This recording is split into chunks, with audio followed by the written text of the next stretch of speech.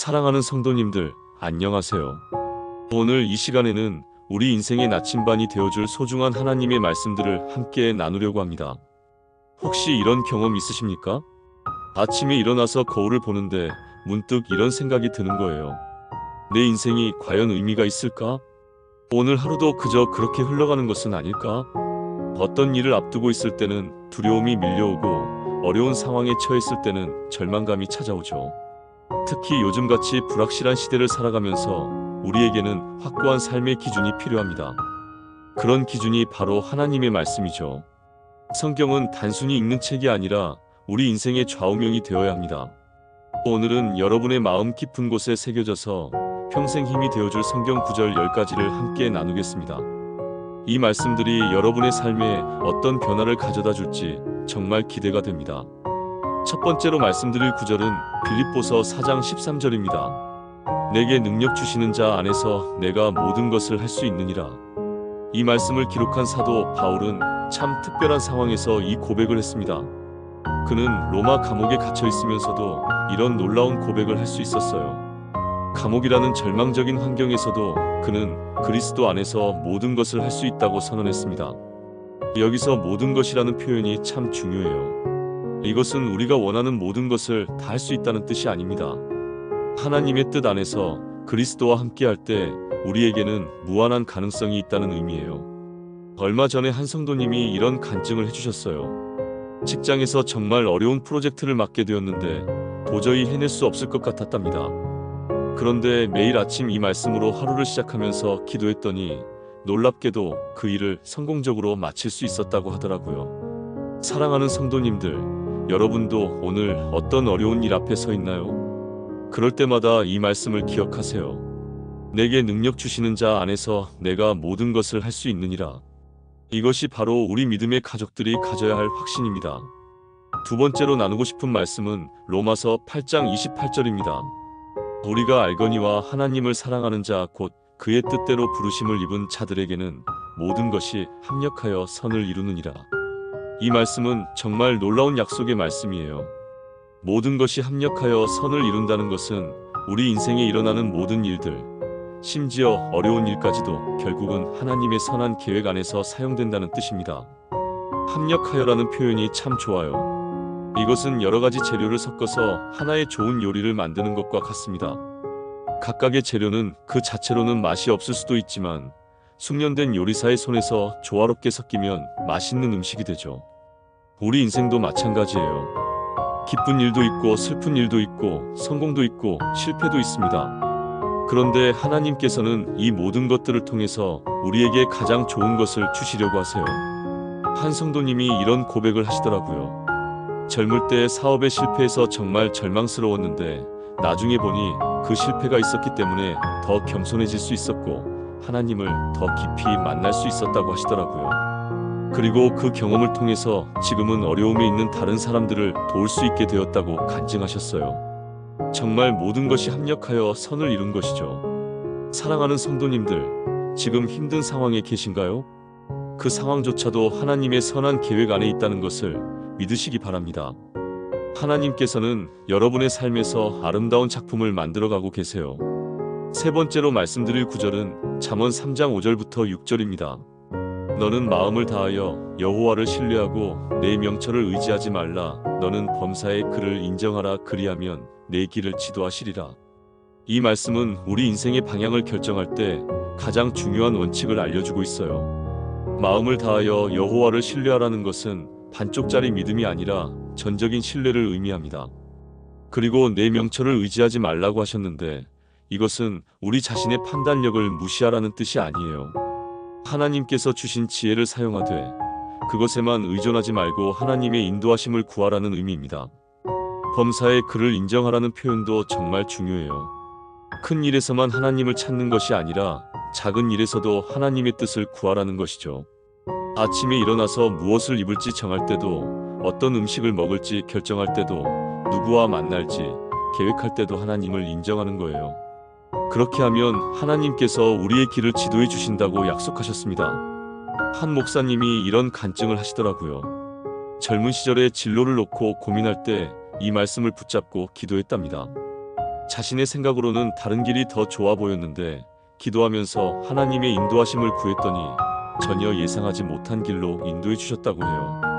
나중에 보니 그 길이 정말 자신에게 가장 좋은 길이었다고 간증하시더라고요. 사랑하는 믿음의 가족들, 인생의 중요한 결정 앞에 서 있나요? 그때마다 이 말씀을 기억하세요. 마음을 다하여 여호와를 신뢰하고 범사의 그를 인정하면 하나님께서 가장 좋은 길로 인도해 주실 것입니다. 네 번째로 함께 나누고 싶은 말씀은 이사야 40장 31절입니다. 오직 여호와를 앙망하는 자는 새 힘을 얻으리니 독수리 날개치며 올라감 같을 것이요 다른 박질하여도 곤비하지 아니하며 걸어가도 피곤하지 아니하리로다. 이 말씀은 우리가 지칠 때 정말 큰 위로가 되는 구절이에요. 여호와를 앙망한다는 것은 단순히 기다린다는 뜻이 아닙니다. 이것은 하나님께 대한 간절한 기대와 소망을 품고 있다는 의미예요. 마치 가란 사슴이 시냇물을 찾는 것처럼 우리의 마음이 하나님을 향해 있을 때 새 힘을 얻게 됩니다. 독수리 날개치며 올라감 같다는 표현이 정말 아름다워요. 독수리는 자기 힘으로만 나는 것이 아니라 상승 기류를 타고 높이 올라갑니다. 우리도 마찬가지로 하나님의 능력의 바람을 타고 높이 올라갈 수 있어요. 다른 박질하여도 곤비하지 않는다는 것은 우리가 하나님과 함께할 때 지치지 않는 영적 에너지를 얻는다는 뜻입니다. 얼마 전에 한 집사님이 이런 간증을 해주셨어요. 몇 년 전에 건강이 너무 안 좋아져서 매일 피곤하고 지쳤답니다. 그런데 이 말씀을 붙잡고 매일 새벽 기도를 시작했더니 놀랍게도 몸도 마음도 새 힘을 얻게 되었다고 하시더라고요. 의사도 신기하게 생각할 정도로 건강이 회복되었다고 간증하셨어요. 물론 이것이 단순히 육체적인 치유만을 의미하는 것은 아닙니다. 더 중요한 것은 영적인 새 힘이에요. 하나님과의 관계가 회복되면 우리 안에 새로운 생명력이 넘쳐나게 됩니다. 사랑하는 성도님들, 요즘 너무 지치고 피곤하신가요? 그럴 때일수록 더욱 하나님을 앙망하시기 바랍니다. 그러면 독수리가 날개치며 올라가는 것 같이 새 힘을 얻으실 것입니다. 다섯 번째 말씀은 마태복음 6장 33절입니다. 그런즉 너희는 먼저 그의 나라와 그의 의를 구하라. 그리하면 이 모든 것을 너희에게 더하시리라. 이 말씀은 예수님께서 산상수훈에서 직접 말씀해 주신 인생의 우선순위에 관한 가르침이에요. 그의 나라를 먼저 구한다는 것은 하나님의 통치가 우리 삶 속에서 이루어지기를 원한다는 뜻입니다. 그의 의를 구한다는 것은 하나님께서 기뻐하시는 의로운 삶을 살아가려고 노력한다는 의미고요. 이 모든 것을 더하신다는 약속도 정말 놀라워요. 우리가 하나님을 먼저 생각하고 그분의 뜻을 우선순위에 둘 때 하나님께서는 우리에게 필요한 모든 것들을 채워주신다는 것이죠. 여기서 중요한 것은 순서예요. 먼저 하나님 나라를 구하고 그 다음에 다른 것들이 더해지는 것입니다. 많은 사람들이 이 순서를 바꿔서 살아가려고 해요. 먼저 돈을 벌고 성공을 하고 그 다음에 하나님을 섬기려고 하죠. 하지만 그렇게 하면 진정한 만족을 얻을 수 없어요. 한 사업가 성도님이 이런 간증을 하셨어요. 젊을 때는 돈 버는 것이 최우선이었답니다. 주일에도 일하고 교회 봉사도 뒷전이었죠. 그런데 어느 날 이 말씀을 깨닫고 삶의 우선순위를 바꿨다고 해요. 하나님 나라를 먼저 구하기 시작했더니 신기하게도 사업도 더 잘되고 가정도 행복해졌다고 간증하시더라고요. 물론 이것이 단순히 물질적 복을 의미하는 것만은 아니에요. 하나님께서 더해주시는 것은 우리에게 정말 필요한 것들입니다. 때로는 물질일 수도 있고 때로는 건강이나 평안이나 기쁨일 수도 있어요. 중요한 것은 하나님께서 우리의 필요를 가장 잘 아신다는 것입니다. 사랑하는 믿음의 가족들, 혹시 삶의 우선순위가 뒤바뀌어 있지는 않나요? 오늘부터라도 먼저 그의 나라와 그의 의를 구하시기 바랍니다. 그러면 하나님께서 여러분에게 정말 필요한 모든 것을 더해 주실 것입니다. 여섯 번째로 나누고 싶은 말씀은 요한복음 14장 27절입니다. 평안을 너희에게 끼치노니 곧 나의 평안을 너희에게 주노라. 내가 너희에게 주는 것은 세상이 주는 것과 같지 아니하니라. 너희는 마음에 근심하지도 말고 두려워하지도 말라. 이 말씀은 예수님께서 십자가를 치시기 전에 제자들에게 남기신 고별사의 일부예요. 예수님께서 주시는 평안은 세상이 주는 평안과 전혀 다르다고 하셨습니다. 세상의 평안은 환경이 좋을 때만 누릴 수 있어요. 건강할 때, 경제적으로 여유가 있을 때, 가정이 화목할 때만 평안할 수 있죠. 하지만 예수님이 주시는 평안은 어떤 상황에서도 변하지 않아요. 풍랑이 일어도 어려움이 닥쳐도 심지어 죽음의 골짜기를 지날 때도 우리 마음 깊은 곳에서 샘솟는 평안입니다. 근심하지도 말고 두려워하지도 말라는 말씀이 정말 큰 위로가 되어요. 근심과 두려움은 우리 마음을 가장 괴롭게 하는 감정들이죠. 미래에 대한 불안, 현재 상황에 대한 걱정들이 우리를 짓누를 때가 많아요. 그런데 예수님께서는 그런 감정들로부터 우리를 자유롭게 해주시겠다고 약속하셨어요. 한 권사님이 이런 간증을 해주셨어요. 자녀가 아파서 병원에 입원했을 때 정말 마음이 불안하고 두려웠답니다. 그런데 이 말씀을 붙잡고 기도하면서 놀라운 평안을 경험했다고 하시더라고요. 상황은 여전히 어려웠지만 마음 깊은 곳에서 평안이 넘쳤다고 간증하셨어요. 그리고 그 평안의 힘으로 자녀를 더 잘 돌볼 수 있었다고 하시더라고요. 이것이 바로 예수님이 주시는 평안의 특징이에요. 환경을 바꿔주시는 것이 아니라 환경을 이길 수 있는 내적인 평안을 주시는 거예요. 사랑하는 성도님들, 지금 마음에 근심과 두려움이 있나요? 그 마음을 예수님께 맡기고 그분의 평안을 받아들이시기 바랍니다. 예수님의 평안은 세상이 빼앗을 수 없는 참된 평안입니다. 7번째 말씀은 고린도후서 12장 9절입니다. 그가 내게 이르시되 내 은혜가 내게 족하니 이는 내 능력이 약한 데서 온전하여짐이라. 그러므로 도리어 크게 기뻐함으로 내 약함들을 자랑하리니 이는 그리스도의 능력이 내게 머물게 하려 함이라. 이 말씀은 사도 바울이 자신의 약함을 통해 깨달은 놀라운 진리를 담고 있어요. 바울은 자신에게 있는 가시, 즉 어떤 고통스러운 문제를 없애달라고 3번이나 기도했답니다.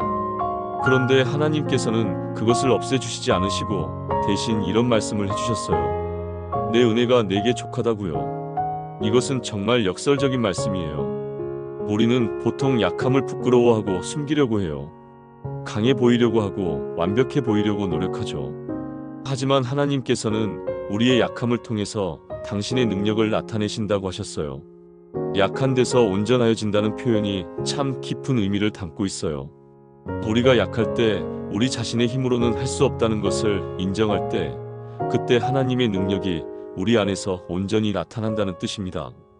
한 목사님이 이런 간증을 하시더라고요. 젊을 때는 자신의 능력으로 모든 것을 해결하려고 했답니다. 그런데 나이가 들면서 자신의 한계를 깨닫게 되었고 그때부터 오히려 더 큰 하나님의 역사를 경험하게 되었다고 하시더라고요. 약함을 인정하고 하나님께 의존하기 시작했더니 이전보다 훨씬 더 큰 일들을 감당할 수 있게 되었다고 간증하셨어요. 바울이 자신의 약함을 자랑한다고 했는데 이것은 정말 놀라운 고백이에요. 세상에서는 자신의 강함을 자랑하는데 바울은 자신의 약함을 자랑했거든요. 왜냐하면 그 약함을 통해서 그리스도의 능력이 더욱 분명히 드러나기 때문이에요. 사랑하는 믿음의 가족들, 혹시 자신의 약함 때문에 부끄러워하고 계신가요? 그 약함을 하나님께 맡기시기 바랍니다. 하나님의 은혜가 우리에게 족하고 우리의 약함을 통해 하나님의 능력이 온전히 나타날 것입니다. 8번째로 함께 나눌 말씀은 시편 23편 1절입니다. 여호와는 나의 목자시니 내게 부족함이 없으리로다.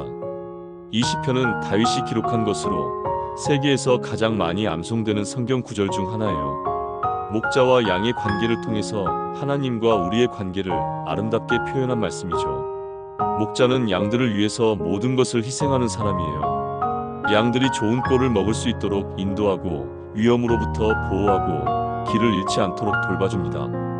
하나님께서도 우리의 목자가 되셔서 이런 모든 것들을 해주신다는 것이죠. 내게 부족함이 없으리로다라는 고백이 정말 놀라워요. 이것은 우리에게 모든 것이 넘치도록 많다는 뜻이 아니라 우리에게 정말 필요한 것은 부족하지 않다는 의미예요.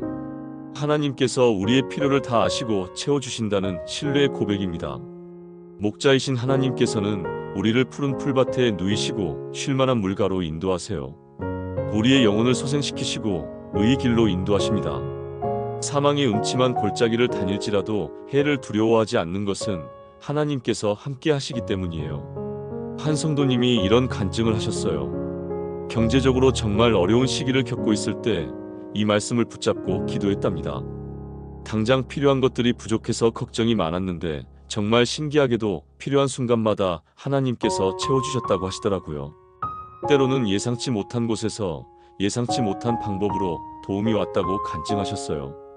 그 경험을 통해서 하나님께서 정말 자신의 목자시라는 것을 깊이 깨달았다고 하시더라고요. 목자이신 하나님께서는 우리를 원수들 앞에서도 보호해 주세요. 우리의 머리에 기름을 부으시고 우리의 잔을 넘치게 하십니다.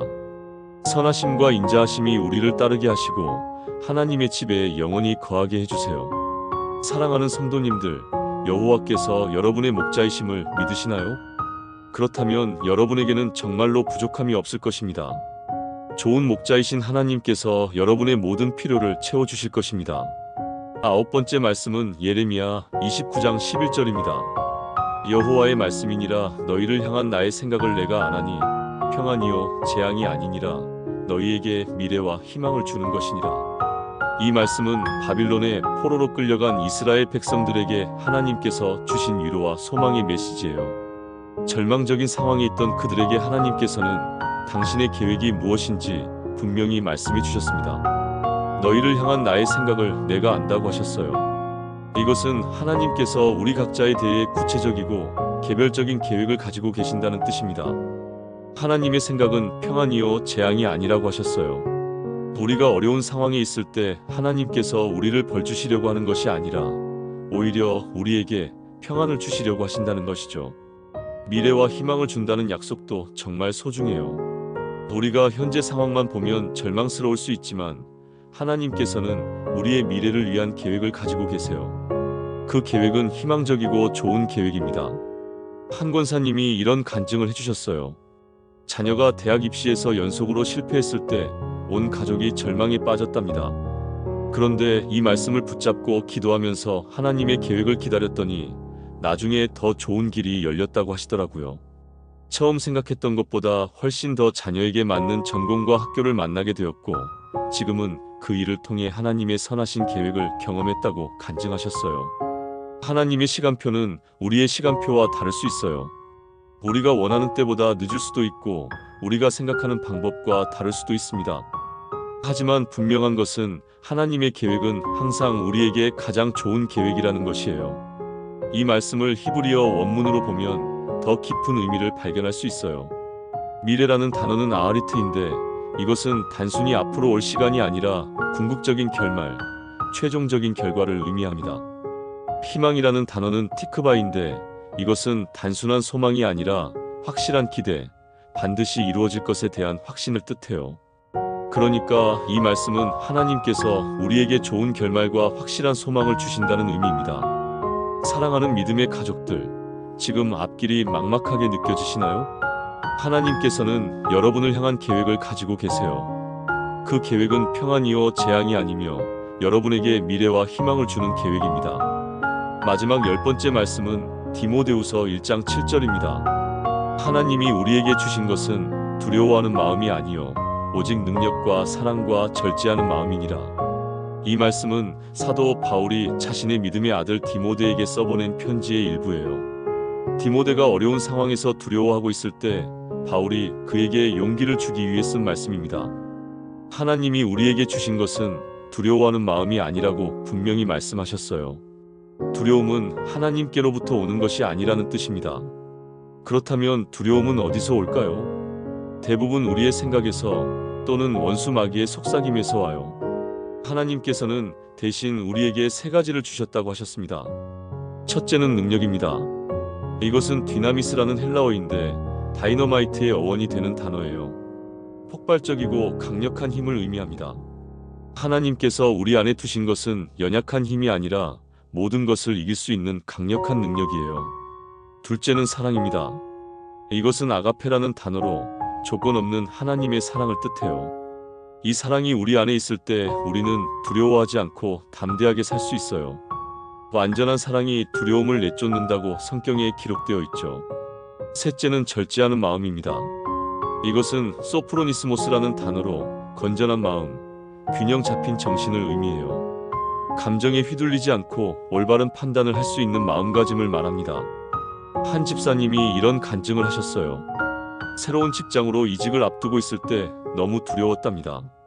새로운 환경에 적응할 수 있을지, 일을 잘 해낼 수 있을지 걱정이 많았다고 해요. 그런데 이 말씀을 붙잡고 기도했더니 두려움 대신에 하나님께서 주시는 능력과 사랑과 절제하는 마음을 경험할 수 있었다고 하시더라고요. 그 힘으로 새로운 직장에서도 잘 적응할 수 있었고 동료들에게도 좋은 영향을 끼칠 수 있었다고 간증하셨어요. 이 세 가지는 서로 연결되어 있어요. 하나님의 능력을 경험할 때 우리는 사랑할 수 있는 힘이 생기고 그 사랑으로 다른 사람들을 섬길 수 있게 됩니다. 그리고 절제하는 마음으로 지혜롭게 상황을 판단하고 행동할 수 있게 되죠. 두려움은 우리를 위축시키고 소극적으로 만들어요. 하지만 하나님께서 주신 능력과 사랑과 절제하는 마음은 우리를 담대하고 적극적으로 만듭니다. 사랑하는 성도님들, 지금 어떤 두려움이 여러분을 괴롭히고 있나요? 그 두려움은 하나님께로부터 온 것이 아닙니다. 하나님께서 여러분에게 주신 것은 능력과 사랑과 절제하는 마음입니다. 이제 오늘 함께 나눈 10가지 말씀을 정리해 보겠습니다. 첫째, 빌립보서 4장 13절로 우리는 그리스도 안에서 모든 것을 할 수 있습니다. 둘째, 로마서 8장 28절로 모든 것이 합력하여 선을 이룬다는 것을 믿을 수 있습니다. 셋째, 잠언 3장 5절부터 6절로 하나님을 신뢰하고 그분의 인도하심을 받을 수 있습니다. 넷째, 이사야 40장 31절로 하나님을 앙망할 때 새 힘을 얻을 수 있습니다. 다섯째, 마태복음 6장 33절로 하나님 나라를 먼저 구할 때 모든 것을 더해 주신다는 약속이 있습니다. 여섯째, 요한복음 14장 27절로 예수님의 평안은 세상이 줄 수 없는 참된 평안입니다. 일곱째, 고린도후서 12장 9절로 우리의 약함을 통해 하나님의 능력이 온전히 나타납니다. 여덟째, 시편 23편 1절로 여호와께서 우리의 목자가 되시니 부족함이 없습니다. 아홉째, 예레미야 29장 11절로 하나님께서 우리를 향한 계획은 평안이요 미래와 희망을 주는 것입니다. 열째, 디모데후서 1장 7절로 하나님께서 우리에게 주신 것은 두려워하는 마음이 아니라 능력과 사랑과 절제하는 마음입니다. 이 10가지 말씀들이 여러분의 마음 깊은 곳에 새겨지기를 바랍니다. 어려운 일이 있을 때마다, 두려운 일 앞에 설 때마다 이 말씀들을 기억하고 붙잡으시기 바라요. 성경 말씀은 단순한 글자가 아닙니다. 살아있고 능력이 있는 하나님의 말씀이에요. 이 말씀들이 여러분의 삶 속에서 실제로 역사하기를 간절히 기도합니다. 여러분의 인생의 좌우명이 되어서 평생 힘이 되어주기를 바라요. 만약 오늘 이 말씀들이 여러분의 마음에 위로와 힘이 되었다면 좋아요 버튼을 눌러주시고 댓글로 여러분의 간증이나 은혜 받은 내용을 나누어 주시면 감사하겠습니다. 또한 이런 은혜로운 말씀을 더 많은 분들과 함께 나누고 싶으시다면 구독과 알림 설정도 부탁드립니다. 사랑하는 성도님들, 오늘도 하나님의 말씀과 함께 승리하는 하루가 되시기를 축복합니다. 하나님의 은혜와 평강이 여러분과 여러분의 가정에 충만하기를 기도합니다. 아멘.